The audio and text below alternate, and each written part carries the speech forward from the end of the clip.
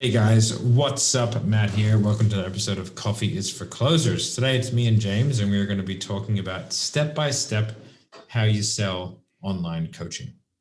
Yeah, so this is pretty much your area, so I'm just going to sit there and shut up the whole time, which is great news for the listeners. Yeah, exactly. So yeah, guys, cue the intro. If you listen to this podcast, you will make your first million within 3 years. I'm going to repeat that. You will make $1 million within 3 years of the first episode you listen to. We don't want pikers. We're not here to save the manatees. We're here to make podcasts. You really want this. You listen and review. Put that coffee down. I guess we could start at step one. Exactly. All right, let's sort of go through and define, I guess, like what is online coaching. Online coaching, I don't really see much of a difference between B2B and B2C, right? Because if you're selling coaching, like if you're a fitness coach or a health coach or whatever, and you're selling, a non-ROI based coaching program, I think you can use a lot of the same tactics and strategies than if you are selling a business coaching program or selling to coaches, or maybe you're a coach who coaches coaches, who coaches coaches that coach coaches, right? You could be one of those guys. I got a serious question. Yeah. Is the entire coaching industry with, I'd say, it's the giant circle jerk? The top of the chart, is it just a giant pyramid scheme run by affiliate marketing from the top? I don't think it is, because I don't know if you really get any money when, like if we were in XYZ coaches program and then we pay him, but where does it go from there? It's not like we're signing people up to him and then getting a cut of that.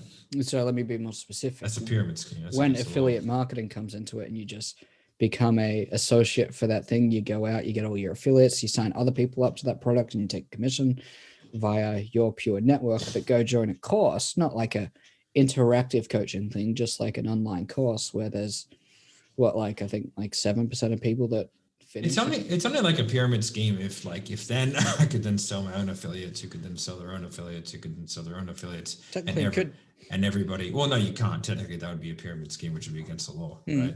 So you can physically do it. Yeah, exactly. You can also do a Ponzi scheme, but they're against the law. Do you know what I mean? I don't think coaching is one. I think coaching is extremely insular and very masturbatory in its practices. I think a lot of people stay in coaching programs not because they're getting value, but because they value the community and what they're in. They're not like the actual coaching program itself, which I don't see anything wrong with. Yeah, no, I think most business coaches say the same shit. Oh yeah, absolutely. And really, you just, whatever decision you make in which one you go with, the information in which you get access to is going to be relatively similar, but it's just, I guess, what accountability structure works better for you. And if you vibe with the business owner better, then a different, and then which side is better at sales. The real, I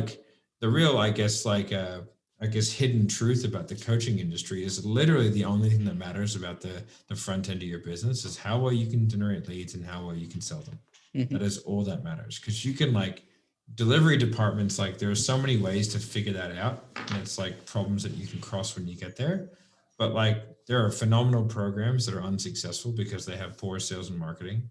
And there are terrible programs that are extraordinarily successful because they have strong sales and marketing.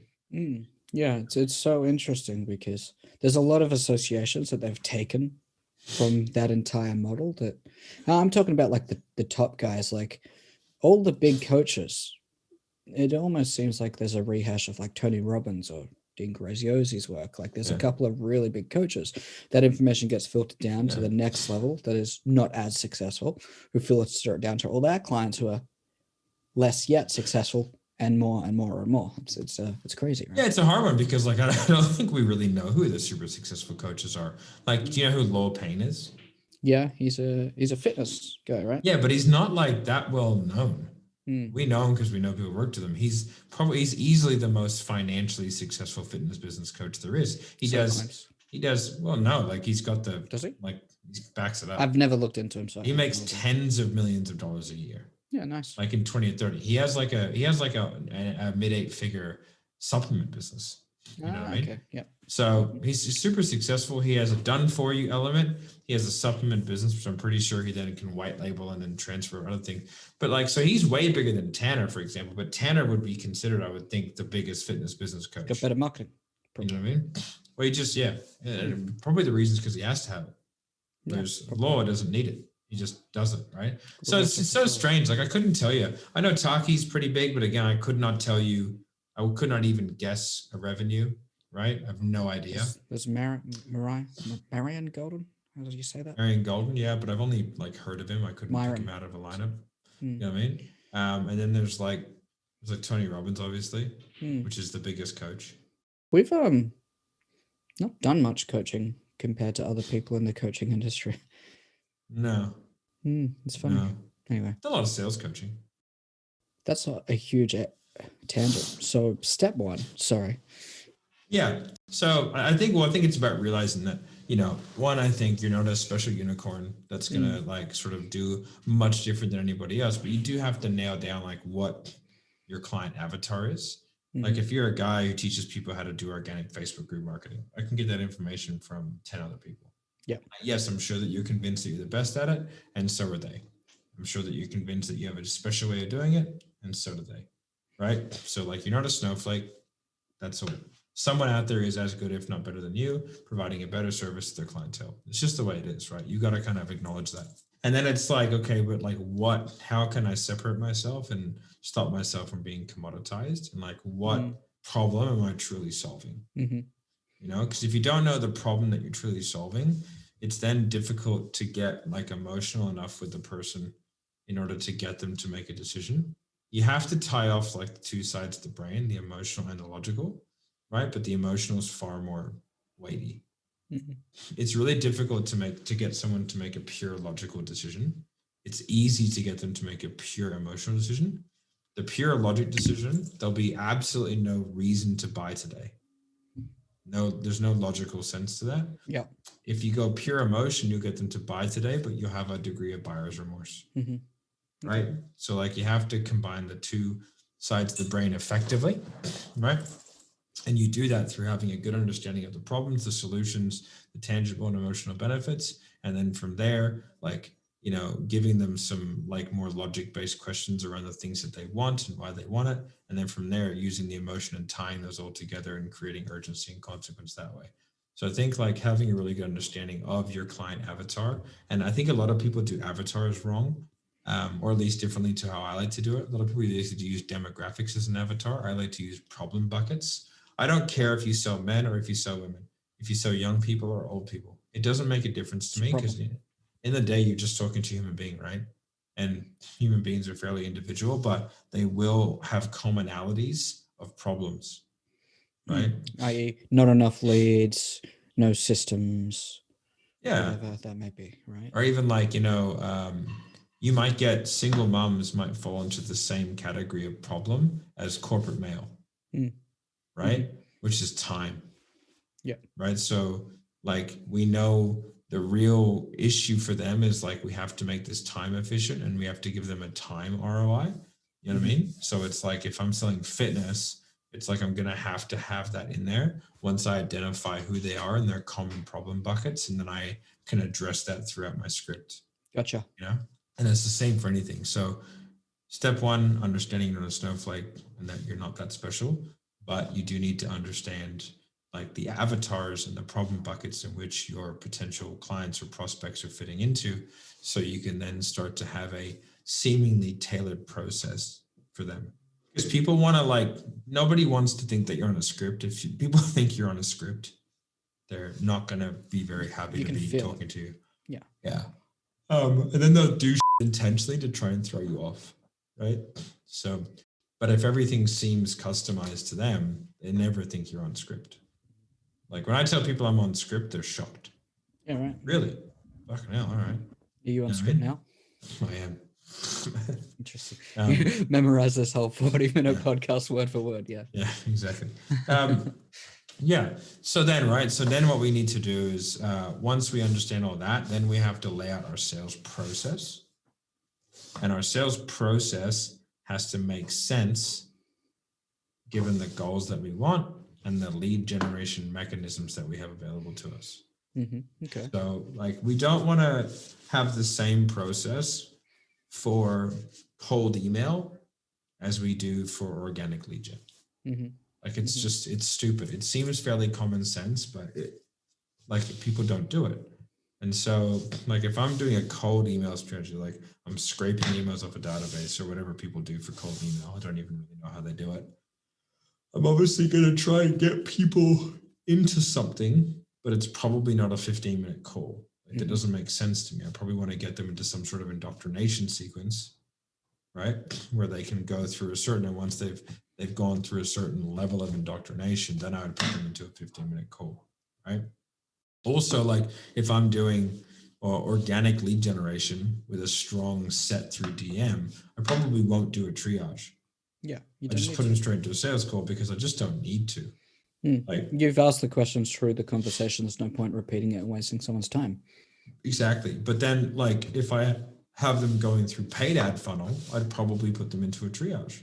Yeah. Like, so the lead generation mechanism, the outcomes that I want, and the sales process all have to talk to each other. Right. So if you're a coach out there or a consultant or whatever, and like, you're just throwing spaghetti at a wall, and you're not actually analytically thinking about what you get out of your process and what you're trying to achieve, like, you're just losing sales. And it's just lazy, to be honest, because it's not like what I'm saying is earth shattering a rocket scientist. It's just common dog, right? And if you're not doing it, you're an idiot, basically. Because like, fair enough. I figured it out. So step 2, you're an idiot. Yeah, or potentially. It just doesn't seem that difficult, right? Like, why would I put people through the exact same process when they're coming from totally different areas with totally different levels of trust? It doesn't make any sense to me. Are you aware of what the Dunning-Kruger effect is? No. Okay, well, that has that written. Oh, is that where you know a certain amount to be dangerous, but then the more you know, they realize the less you know? Is that one? Yeah, to a degree. It's basically like the reason why the most stupidest person in the room has the most opinions, because they're too naive to understand they're stupid. Yeah. Right. Yeah. It's similar. They're just two psychologists. They're like, why are stupid people always the most outspoken? You know, it's just like that flat earther who just yells at you like, the earth is flat. And it's like, come on. Yeah. Anyway. Exactly. Like, you know, but I've actually been kind of ranting at people recently on a lot of the group trainings that I do. Really? You? I know, right? About just not taking it seriously. Yeah. You know what I mean? Like, I don't want to sit here and talk at you for 45 minutes and go over and answer the same questions every week. Like, you know, I can identify the people who are new to the group, and I'm totally fine with that. But if you've been listening to me talk for 4 months, right, and you literally ask the same stupid questions every time, I just said there are no stupid like questions, just stupid only people. Stupid people asking them. I was like, so just so you know, like, if you ask me that question again, like, you're retarded. Yeah. You know what I mean? Like, just listen to the answer and apply it, and like, or do something about it. And what really grinds my shit is that people literally do nothing about it. Like, I want to get better at sales. Okay, man, go do it then. Go study the craft, buy a book, do a course, actually listen to the sales calls that you're doing and try and get better. It's like somebody, like, it's so black and white. If I like, I can't bench 150 kilos anymore. I used to be able to, I can't do it. There's no way I can do that right now in a million years. If I put 150 kilos on a bar, would I be frustrated that I can't lift it? Absolutely not, because I have put no effort into my body being able to do that. Yeah. Zero. Yeah. Am I frustrated that I can't shred on guitar like Santana? No, I'm not. Do you know why? Because I casually play guitar for fun. I did not spend the 8 hours a day playing guitar nonstop for 20 years to get as good as that guy. Like, I just didn't. So how can I possibly on any planet think that I deserve the same outcome? Yeah, it grinds my gears, right? When, and I say this a lot, it's like, hey, it's okay to want less. You know, if you want to work only a couple hours a day and you're happy, that's fine. Just don't come to me and say, I want to achieve this level of income. It's like, no, you don't. Otherwise, you'd work more. It's okay if you want to earn less. provided the caveats there that you stop asking for more to get you to where you want to be if you're not willing to put in any effort or time to it. It pisses me off as well. I hate it. Yeah. It's just like, like I was telling a story. I was like, okay, guys, when I was learning how to sell in the way that I sell now, which is that more NEPQ style, I have definitely a different bent on NEPQ, but that's the methodology that I use, right? And everyone needs some sort of methodology. Like you can't just randomly do shit. Absolutely. Like that's not a system. You can't get better at random, right? And so what I did is I printed out that script and I literally read it thousands and thousands of times, right? I went through the portal that I had access to. I went through it probably 30 times, I would say. Certain videos I might have watched 50. Yeah. Right. And then practice it.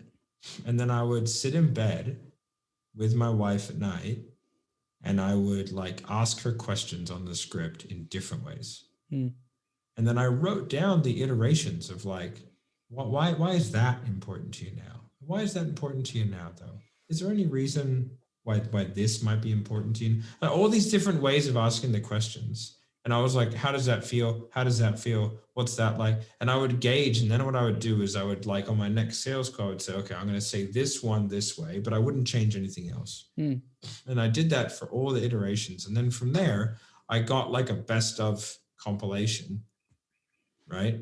Where I then had like tested and adjusted 4 or 5 different ways of asking every question. And then I wrote the script out to be like the best iteration of that for me. Right. And that took like 6 months. Yeah. It's funny. I didn't do the call review, but I had a guy who did the call review 3 months ago. He got his score and he submitted it again after that period of time and got a worse score. And he's like, oh, why is my scores going down? Are you guys just hard markers? And I go, well, because you didn't get better at it. He's like, oh, why not? I come to the trainings all the time. I'm like, okay, well, when we last spoke, we said that you need to work on this, right? I gave you some very specific strategies. It's like coming to the trainings is great, but you needed to practice. You needed to, I can't remember what the specific strategy was. I'm like, did you do that? He's like, oh, I did it a bit. I'm like, well, what does that mean? Did you like genuinely go 100%, do that every day for enough time for that to become a genuine habit? Grinds my like, I'm like, well, that's why you didn't get better, mate. How about for another 3 months, you do that. And then if we have this conversation in 3 months and it's the same story, there's probably no hope for you. You've had enough time. Not cut out to be exactly on your own.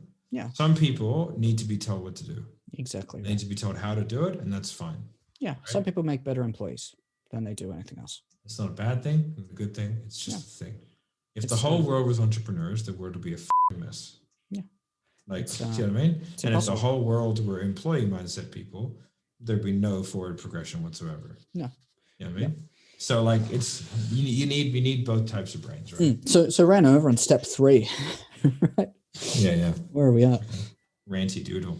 Your sales process has to match up, essentially, with the lead generation mechanism. So, like, I'll just give everyone an example, which I've done before, but it's like, if you're, like to do with matching up the outcomes, I've talked about the lead generation mechanisms, but it has to match up your outcomes. Like if you're newer to the space, right? Or you have a sales team that's maybe too big, right? Or you've got time on your hands, like I would very much consider just flooding the pipeline with as many people of whatever quality, because like that's going to increase opportunity, but also increase practice. Like it's just the way it is. Like one of the only ways to get better at sales, unfortunately, is to have lots of sales calls. So like, if you have a younger team or whatever, like you just need to kind of like open the floodgates. But like that, again, that's got to be a conscious choice based off the outcomes that you're looking for. If you're quite a well-honed team, you're just looking to get an extra little percent here and there, that might not be a good strategy unless like there's something that happens and all of a sudden you have a lot of excess availability. You know what I mean? It's like, okay, well then let's lower the qualification metrics, increase the volume, increase overall opportunity, although we're going to decrease close rate. It's an active decision, so it's okay. Which I think is like the conversation that in the coaching and consulting industry is happening the least. So I've never heard anyone talk about it ever. Like, when should you do what? And I hear everyone talking about qualified leads. Like, Volume. First of all, like, qualified is different. Qualified to me and qualified to some Jono who's done a Dan Locke course and that's it. Very different. You know what I mean? Because I can get that guy to buy.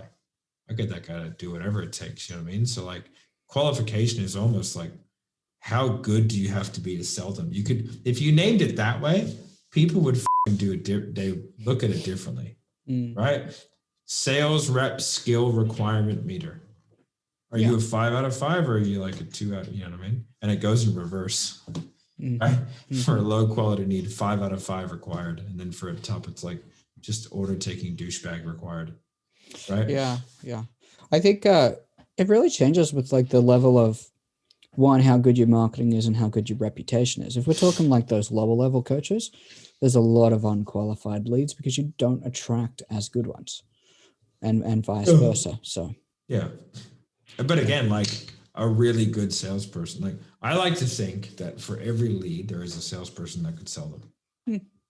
Yeah, It's kind of how I think. Doesn't mean that even the best salesperson in the world could sell that person, but there will be someone who could put the puzzle together in that particular instance. Whether it's a Slumdog Millionaire situation, and it's just like the stars align and it all happened. But I believe that like anyone who's on a call is probably somewhat closable. It just might be a very difficult puzzle to put together that 99 times out of 100, you're not going to do it. That one time, that one time it was done, right?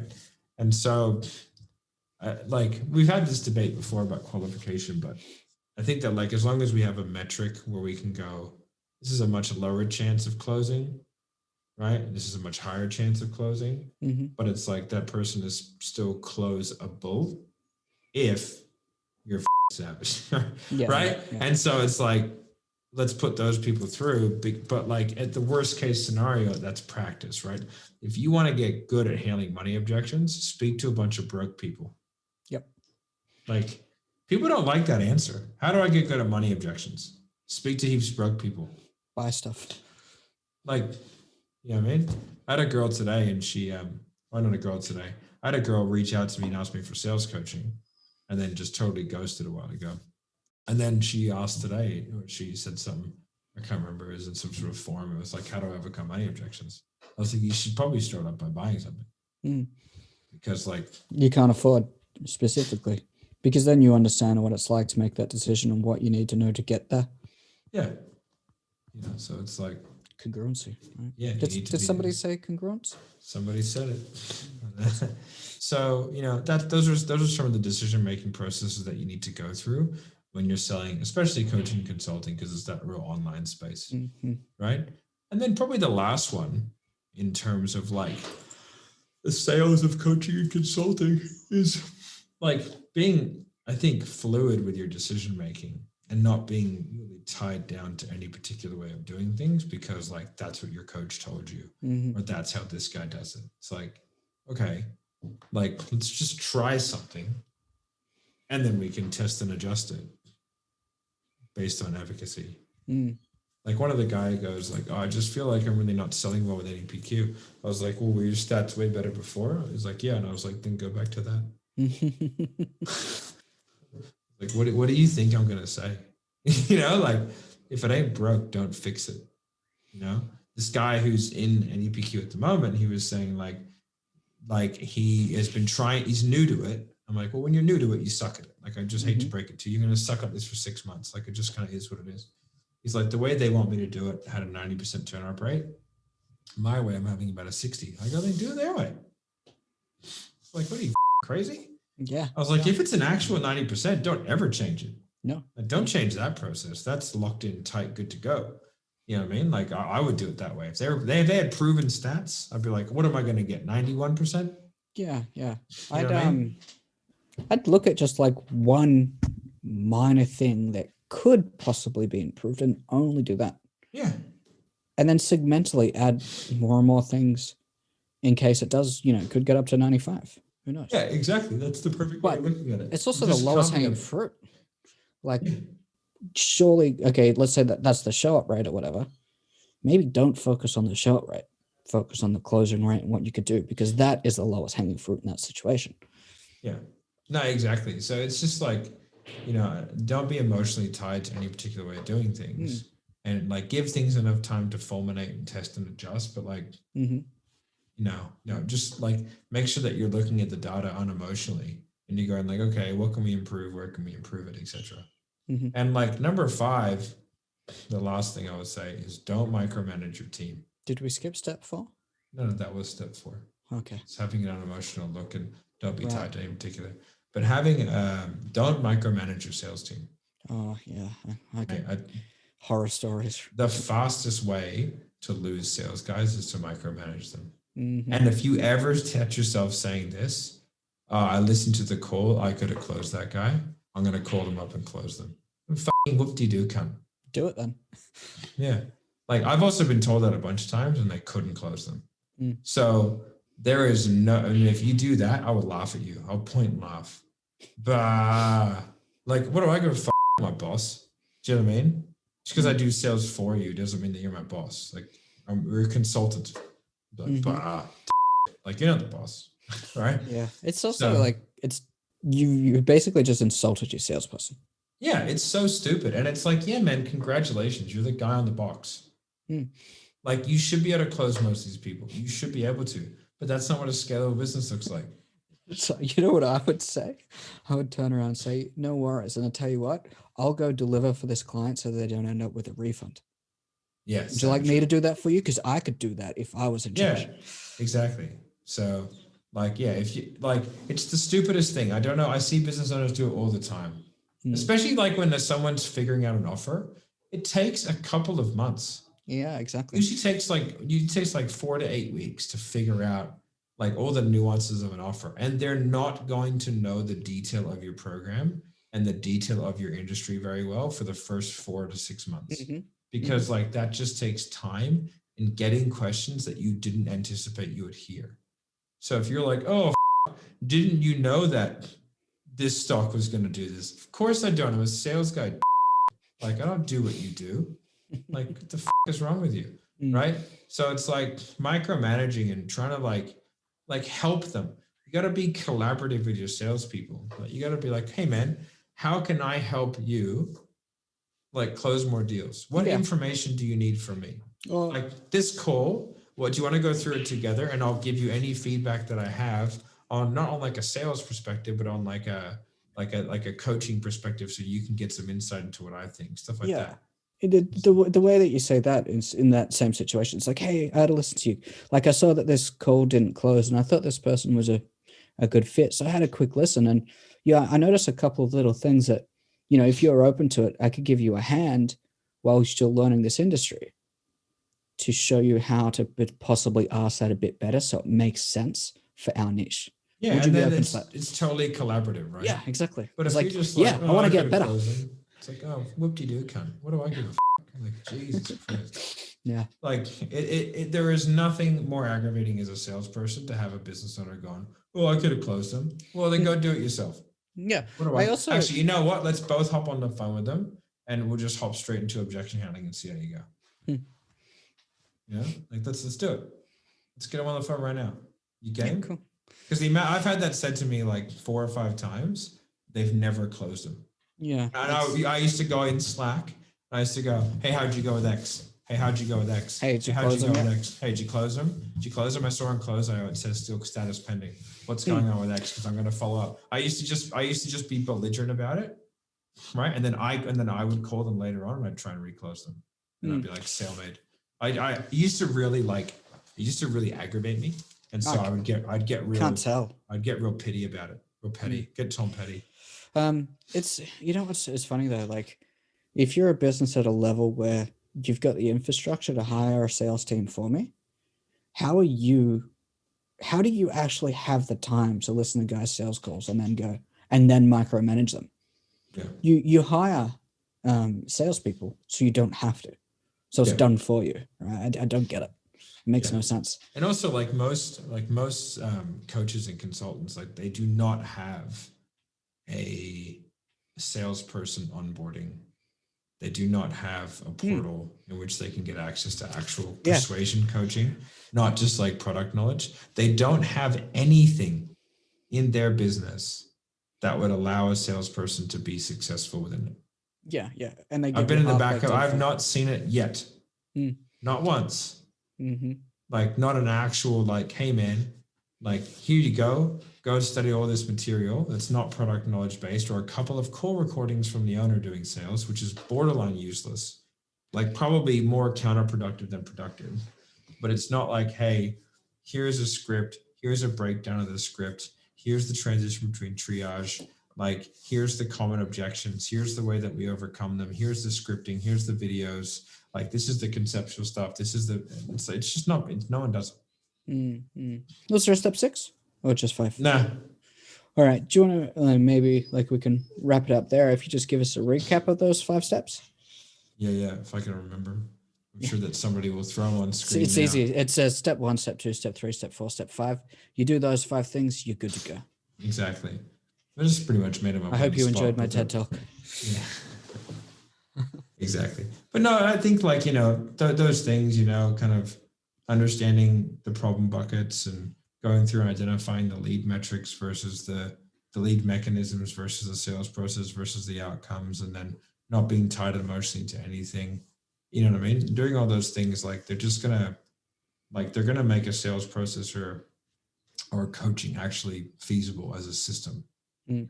And you have to ask yourself, this is a really good question I'll ask. If you need someone who is really good at selling, right? If you need them, you have a business. Marketing. Like you should be able to get away with people who are mid-tier. Yeah, absolutely. Not shitty, but yeah, it's pretty good. Yeah. Like it's 6.5 out of 10 on terms of skill set. You should be able to grow your business. You should be successful. If you need guys who are 9 out of 10, there's something fundamentally wrong with your business. Yeah, big time. And I've seen that a lot. Like, we've had Marco in a business and he's like 11 out of 10. And then all of a sudden he gets removed. And it's like, I've done it. I've been in business where I got that business up to from 50K a month when it started to 300K a month when I was like in peak. And then I left and just like that because like nobody could replace the volume of sale that I could do. And that business is doing, I calculated their numbers based off the amount of clients that they said they have, knowing their pricing structure. They're currently now at about 86K a month. So take that for what it's worth. Yeah. And it's just like, that's the problem when if you don't identify that you have an exceptional, as douchey as it sounds, someone who's exceptionally talented at sales, like if you don't identify that and go, oh, okay, we cannot use this as a metric. Like, yeah, but the business owner could have closed them. So how good could they be, right? Yeah, exactly. But I've had that conversation with multiple business owners saying you have someone in your business right now who's of exceptional skill level. It's not going to be replicatable ever.